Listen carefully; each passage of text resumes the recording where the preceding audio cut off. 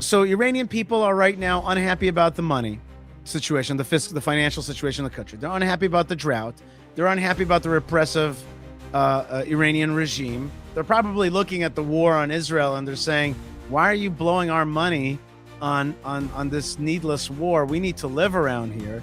Na Ghaze, na Lebanon, Janam Fedaya Iran, which means I don't want my money and I don't want my life going to Lebanon. I don't want it going to Gaza. I'm willing to sacrifice my soul, but for Iran. Dr. Professor Zeev Maghen, shalom and welcome to the show. Great to have you. Great to be here, Yishai. Okay. All right. Listen, talk with us like we don't know anything, because a lot of people, we don't really know what's going on in Iran. It's a place that's behind a certain kind of iron curtain. We don't always understand it. And Iran is an ancient society, a complex society, complex religious background, the whole Shah to the Khomeini and that whole business. It's all rather confusing. So break it down a little bit for us, kind of to start, or give us a start of where Iran was, where it is today. Well, as you know, Iran is a country with history that goes back all the way to Cyrus. In fact, one of the ways that the Iranians themselves know about Cyrus is through the Bible. Yeshayahu, Isaiah 45, actually talks about Cyrus as the Messiah in a certain sense, or a Messiah for the Jewish people. Founded the first world empire, helped us come back and rebuild Zion. So we're grateful to him for that. And from that time on, about 500 BCE until the 20th century, let's put it this way. From 500 BCE until 700 CE, something like 1,200 years, you've got an Iranian nation that is based on the Persian language, that's based on Zoroastrian religion, which is the kind of old Iranian religion of a god of light and of a god of darkness. And then in the 7th century, the Arab Muslims come in and take over. You can say that since the 7th century until the present, Iran has been a country dominated by Islam. For the first 700 or 800 years by Sunni Islam. For the last 500 years, it's been dominated by Shiite Islam. Those are the two major sects of the Muslim faith. It was once dominated by Sunni Islam? Yeah. Not only that, I mean, Iran was primarily, in terms of its population, it was a majority Sunni Muslim country from about 900 CE. Took about 200 years for everyone to convert, or for most of them to convert from Zoroastrianism to Islam. Most of them converted to, most of the Persians, most of the Iranians converted to Sunni Islam. And then all the way down to the beginning of the 16th century, 1500 about. During that entire time, not only were they Sunni Islams, they contributed more to the development of Sunni Islam than the Arabs themselves. So there is that side. And then in 1500, this 12-year-old kind of mystic Sufi leader adopted Shi'ism and took over the country with his forces. At the age of what age? 12 years of age, right? You know, he had enough charisma, and I guess feel like an underachiever suddenly. Yeah, some good advisors and a lot of cruelty. They took over the country and they forced the majority of the populace virtually overnight to convert from Sunni Islam to Shiite Islam. It was so bloody that the present supreme leader of Iran, Ayatollah Khamenei, actually wrote a piece a couple of years ago. I was shocked, in which he attacked the Safavids and said they violated human rights when they and for him to say something like that is, you know, That's a big deal.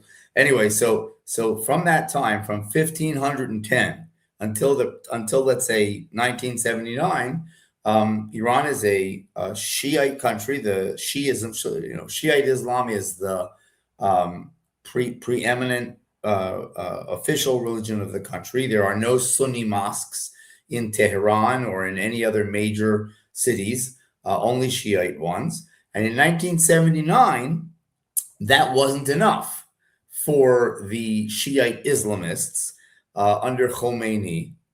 And they decided that, just like a lot of the Sunni Islamists look at the regimes like, I don't know, Sadat's regime or the Saudi regime or, the Afghani regime, they say, well, the people leading the country are Muslims, but they don't apply Islamic law. They don't enforce it. The country isn't really Islamic, so we have to take over and make it really Islamic. Well, that's what they did in Iran. In fact, Iran was kind of the flagship of that. Since 1979, it's been an Islamic so-called. Are you saying like when it says the Islamic Republic, it's like we're the preeminent, we're like the really Islamic Republic. It really is. And the strange part of it is that they're Shiites and they're a minority. They're over most of Muslim history, they were a hunted minority, and we're talking persecuted minority. We're talking about 10% of the Muslims in the world are Shiites and 88% are Sunnis. And nevertheless, it was the Shiites who look at themselves as the elite. They led the way, and a lot of the kind of let's combine mosque and state movements in Sunni Islamism, which are, fast taking over many of the countries around us and, are represented in organizations from Hamas to the, Islamic Brotherhood, to what's going on in Turkey, etc. It's really the inspiration, whether positive or negative, of the Khomeini revolution in Iran. Which combined mosque and state in the biggest way. The people running the country in Iran all have turbans on their heads.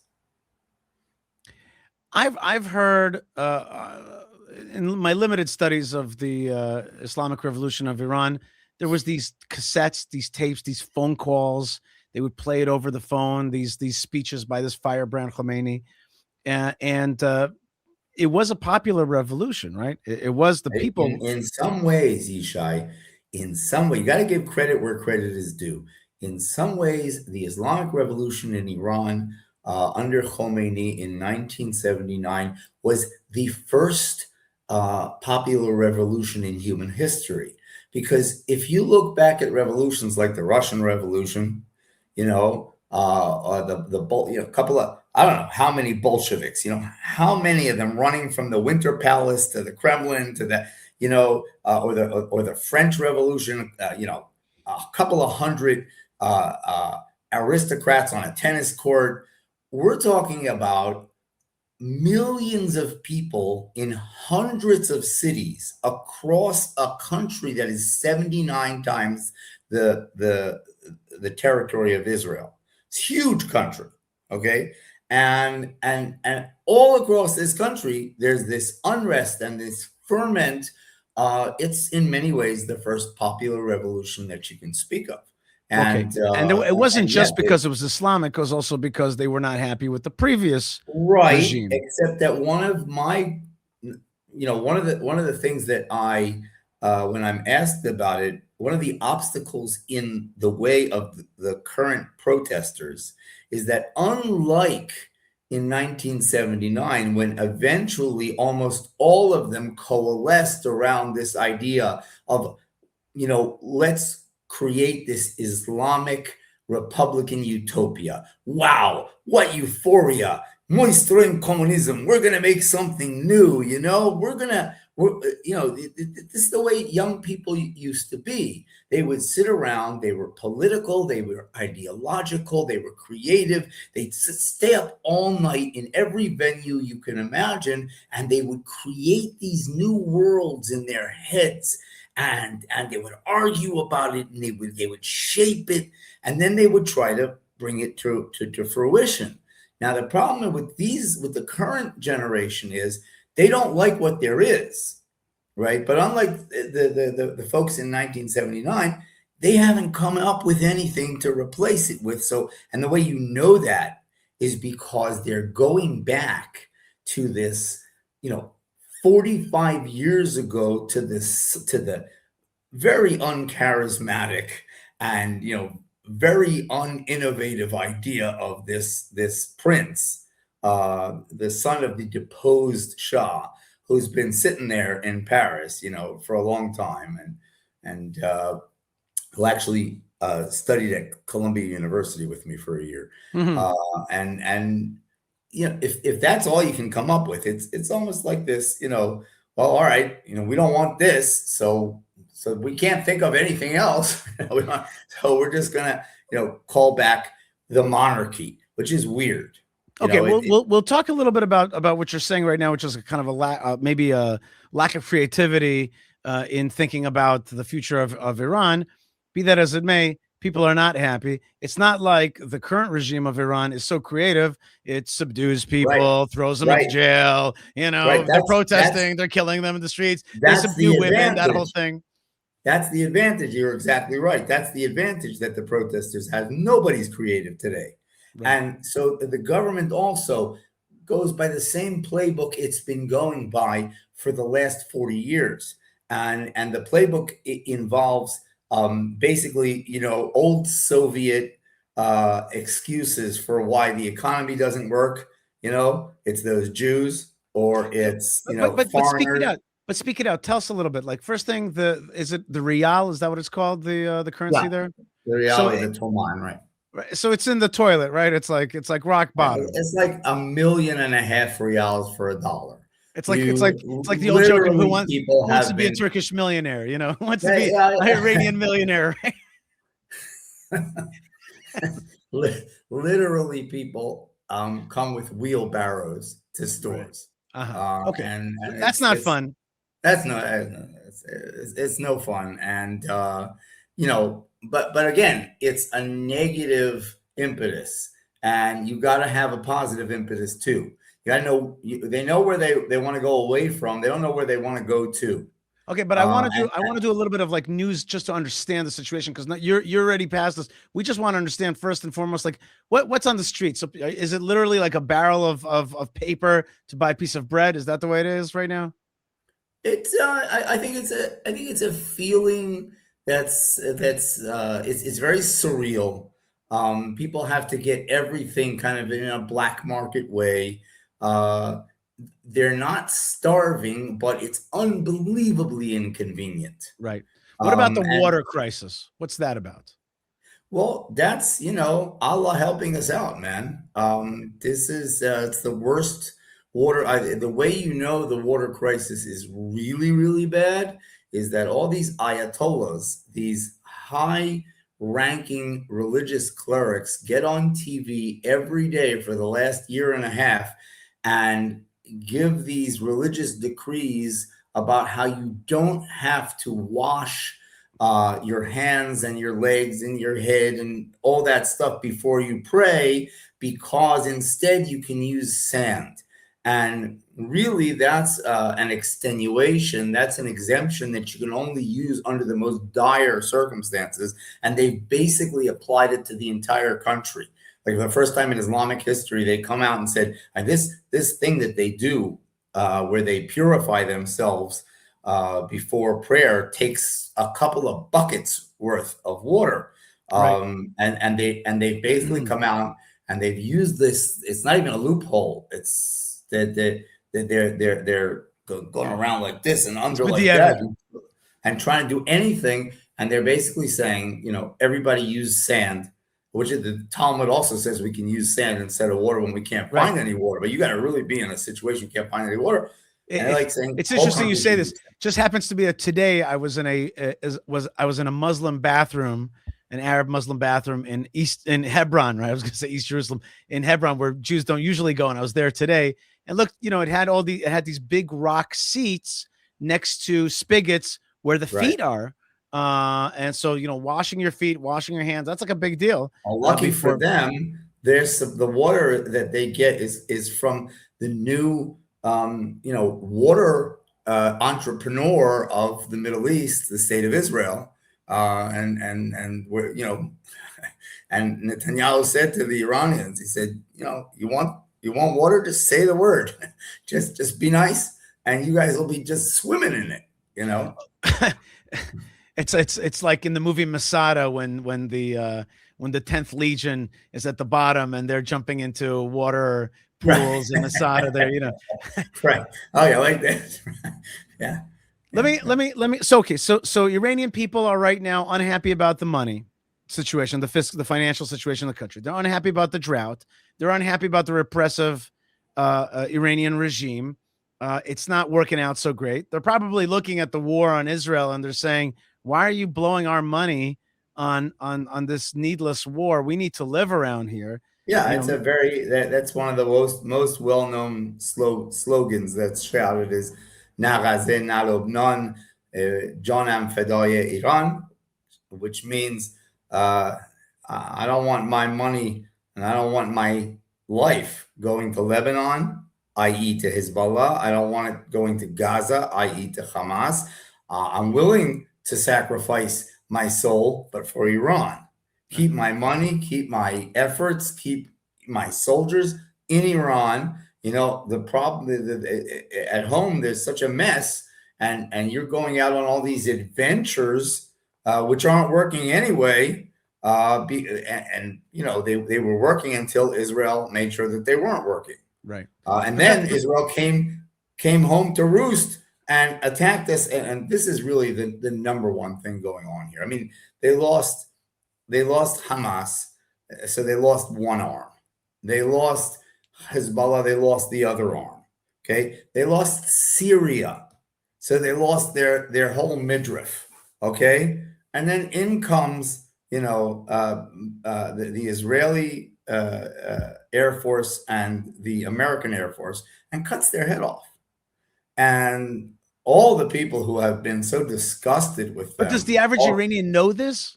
Yes. Yes. Okay. There's just no way to miss it. Okay. There's no way to miss it. There's no way to miss it. It's humiliating beyond belief. Wow. Okay. Yeah, it's very humiliating. I mean, everything that could go wrong for them has gone wrong. So it's nice to get a little help from their Eibishter. Every the Lord, that's right. Now, okay. So now I just wanted a little bit of insight into Iranian psyche, which you professors of Maghen possess that knowledge. So I want to understand. First thing is, my kids and I, we love this show Tehran. We're crazy about this show Tehran. Okay, so the show gives you a feeling.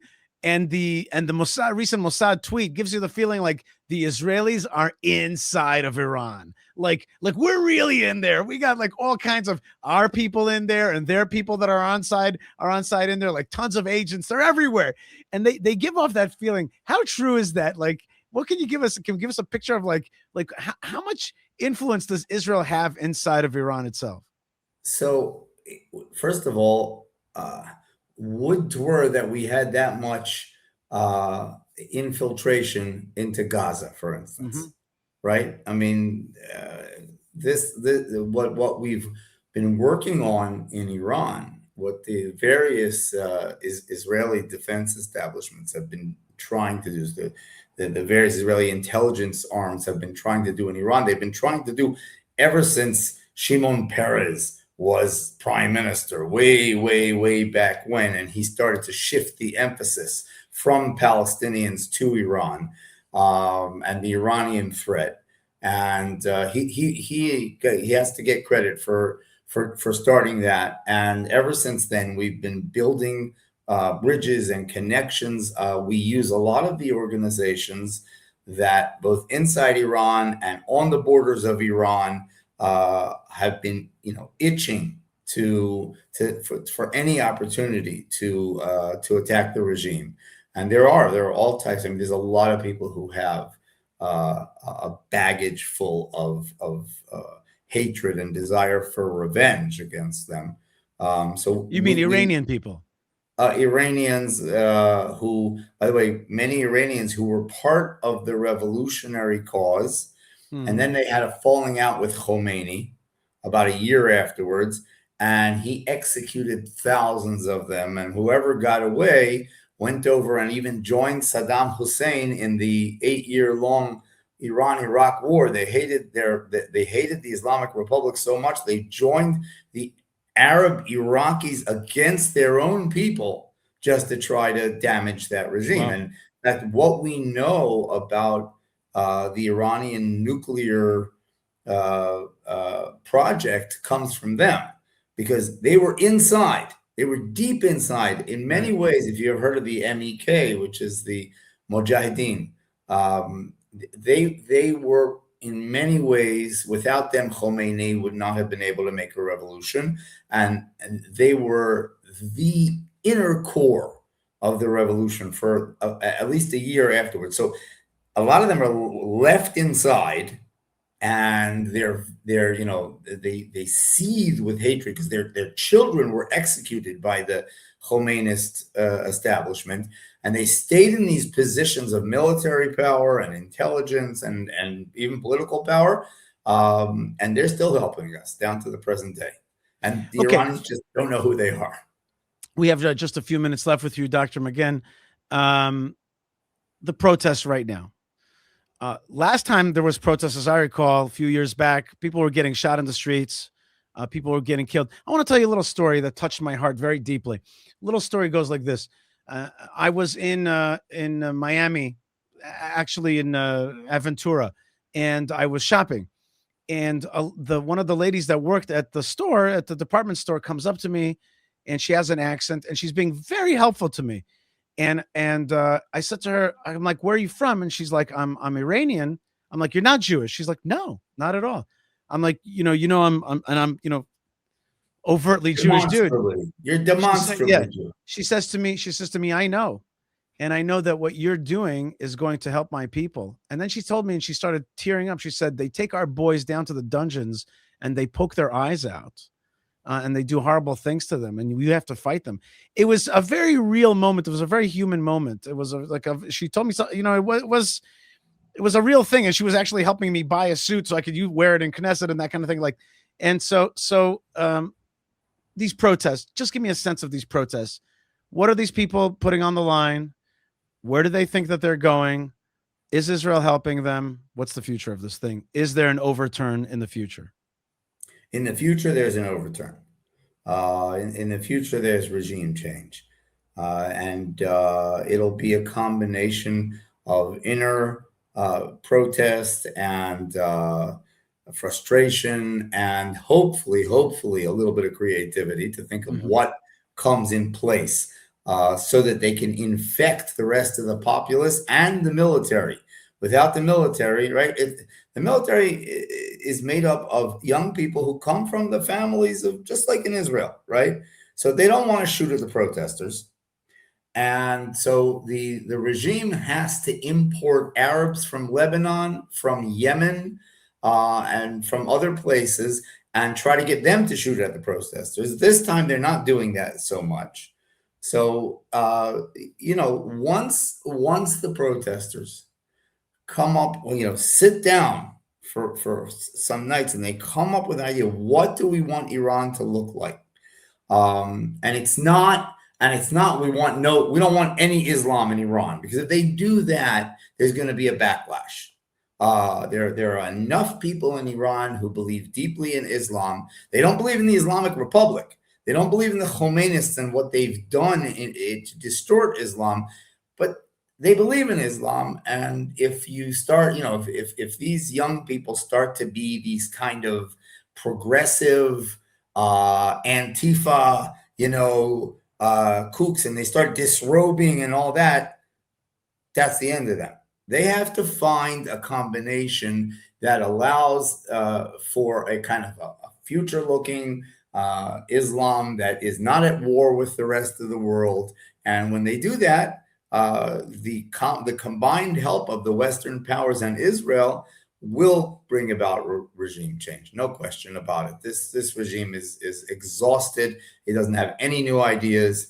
Ideas are what matter. And if the protesters not only burn things and keep on going out into the streets, but come up with the the real motivating idea that they want to put forward, then things will go the way we want them to go.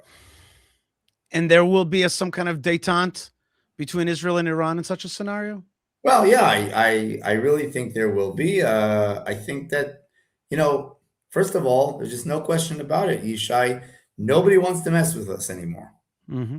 And this is one of with all of the pain and agony and misery that our people has had to go through over the last 2 years to get where we are, and no one can ever diminish that. And, we're going to be dealing with that for years.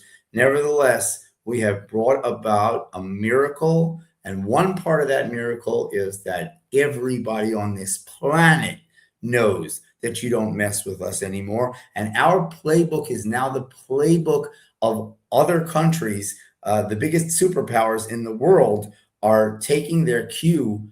Just look what happened in Venezuela right now. That was just classic Israeli action. I mean, we've taken down the heads of terrorist organizations from all around us. Was something that nobody dared to do before. What, you go into a sovereign country and kill and kidnap? How dare you do such a thing?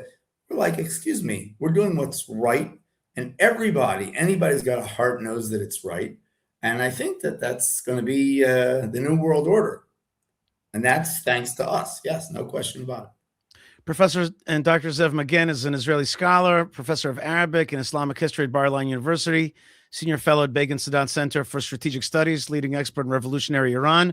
If you could just before you leave, can you just give us a blessing in Persian and for the Persian people, for the Persian young people, if we can ask you to hear a little bit of Persian, so that any Persians watching, and we do have a lot of times folks from Iran watching, if we could send them a blessing from Israel in their language.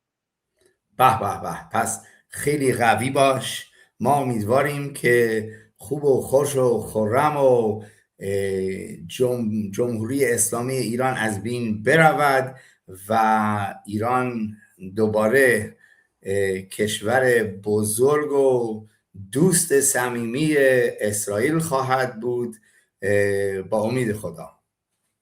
And that translates shortly into that I wish for all of the Iranian people that the Islamic Republic will drop into the dustbin of history, and that we will make Iran great again as it once was, and that Iran and the state of Israel will cooperate to make this part of the world a much better place. Amen. Dr. Maghen, thank you so much for being with us. All the best. Yes, and we indeed pray for those protesters and for a future of an amazing Iran. And of course, that's going to be great for Israel as well and for this region. And things are moving. And as Dr. Maghen said, things are in motion, and Israel being strong is a very healthy consciousness.